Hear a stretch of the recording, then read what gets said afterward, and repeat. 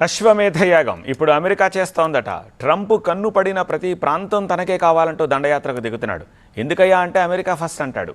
ఇప్పుడు America first అన్నది ప్రపంచానికి ఒక పెద్ద గుదిబండగా మారిందా అన్న చర్చ మొదలైంది. నేటో వద్దంటున్నా, ఐక్యరాజ్యసమితి నుంచి అభ్యంతరాలు వ్యక్తమవుతాయని తెలిసినా గ్రీన్లాండ్ కావాలంటున్నాడు ట్రంప్. రష్యా చైనాలపై పూర్తి ఆధిపత్యం సాధించాలంటే గ్రీన్లాండ్ని సొంతం చేసుకోవాలనుకుంటున్నాడు. మరి అపరంగా గ్రీన్లాండ్ ఇచ్చేందుకు డెన్మార్క్ సిద్ధంగా ఉందా? ఇటీవల ట్రంప్ చేసిన వ్యాఖ్యలు దేనికి సంకేతం? సైనిక చర్యకు ట్రంప్ దిగబోతున్నాడా? గ్రీన్లాండ్పై ట్రంప్ సర్కార్ చాలా స్పష్టంగా ఉంది.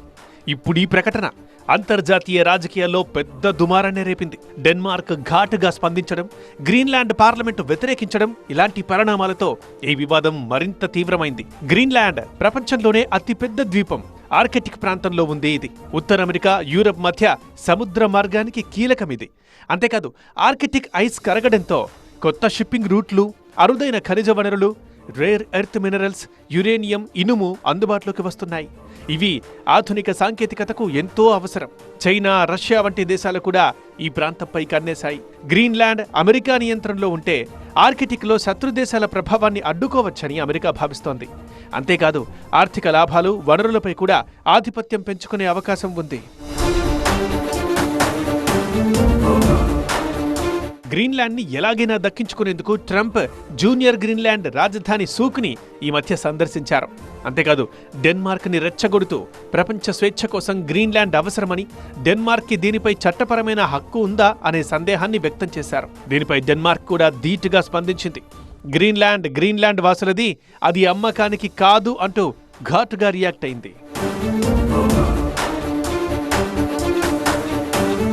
2009 స్వీయ పాలన చట్టం ప్రకారం గ్రీన్లాండ్ రెఫరెండం ద్వారా స్వాతంత్ర్యం ప్రకటించుకోవచ్చు. ఇది అంతర్జాతీయ చట్టం కింద గుర్తింపబడిన హక్కు. ట్రంప్ దీన్ని బలవంతంగా తీసుకుంటే ఇది ఐక్యరాష్ట్ర సమితి ఒడంబడికలకు విరుద్ధమవుతుంది. గ్రీన్లాండ్ డెన్మార్క్లో భాగం కాబట్టి దాన్ని స్వాధీనం చేసుకోవడం అంటే డెన్మార్క్పై దాడి చేయడమే. ఇద్దరు నేటో సభ్య దేశాలు కావడంతో ఇది నేటో ఒప్పందాన్ని కూడా ఉల్లంఘిస్తుంది. ఇటు రష్యా కూడా ఆర్కిటిక్ని తమ జాతీయ ప్రయోజనాల ప్రాంతంగా చూస్తోంది. ఫ్రాన్స్, జర్మనీ దేశాలు కూడా ట్రంప్ ప్రతిపాదనని ఖండించారు.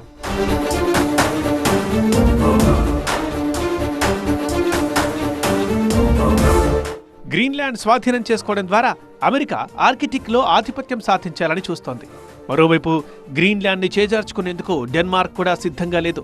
పైగా ట్రంప్ దూకుడికి చెక్ పెట్టేందుకు గ్రీన్లాండ్ రక్షణ ఖర్చుని $1.5 బిలియన్ పెంచింది.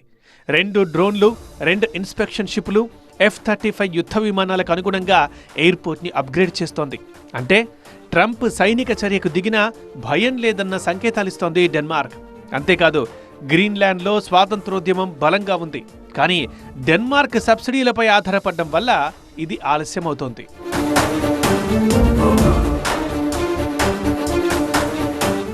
ఆర్కిటిక్లో చైనా, రష్యా ప్రభావం పెరుగుతుండటంతో అమెరికా ఈ ప్రాంతంలో తన పట్టు బిగించాలనుకుంటోంది.